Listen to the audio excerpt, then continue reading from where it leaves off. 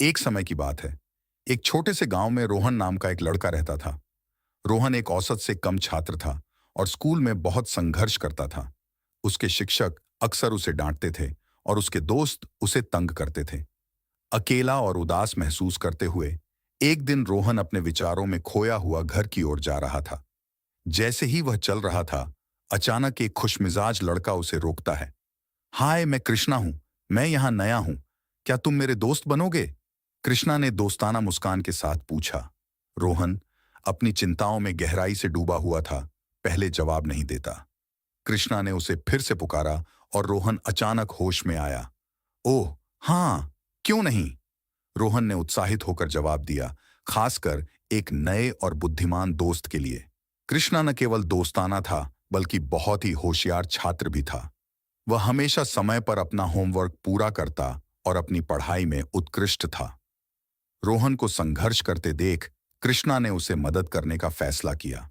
उसने धैर्यपूर्वक सबक समझाए, होमवर्क में मदद की और उसे मेहनत करने के लिए प्रोत्साहित किया।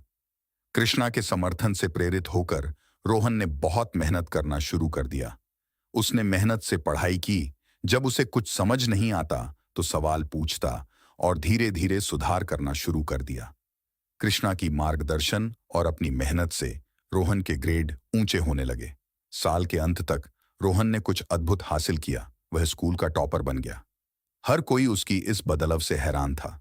उसके शिक्षक उसकी प्रशंसा करने लगे, उसके सहपाठी उसकी सराहना करने लगे और उसके माता पिता बेहद गर्वित थे। उस दिन के बाद रोहन के पास कई दोस्त थे और वह अब वह लड़का नहीं था जिसे डांटा या तंग किया जाता था। उसने यह सीख लिया था कि मेहनत और एक दोस्त की थोड़ी मदद से वह कुछ भी हासिल कर सकता है।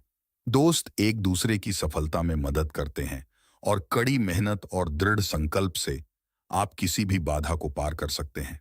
रोहन और कृष्णा के मिलने के बाद उनकी दोस्ती और भी गहरी हो गई। कृष्णा ने रोहन को न केवल पढ़ाई में मदद की, बल्कि उसे आत्मविश्वास और सकारात्मक सोच के महत्व के बारे में भी सिखाया।